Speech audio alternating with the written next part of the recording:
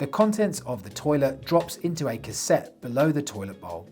Here's how to use and empty it at an approved dump station. 1. Before use, open the flap at the bottom of the bowl by gently pulling the lever towards you. 2. Flush by pressing the blue button, then close the flap by returning the lever to its original position.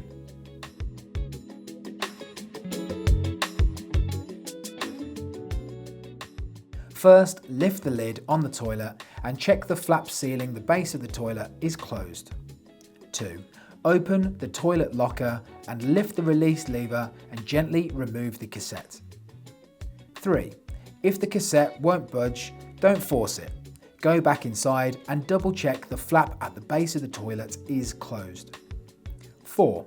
Swivel the spout outward, remove the cap and pour contents into the drain at an approved dump station.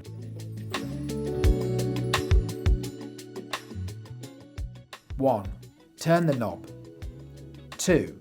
Slide back the lid. 3. Rinse the cassette using the dump station's hose.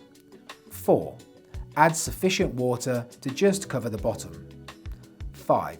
Drop 1 toilet chemical sachet in the toilet cassette.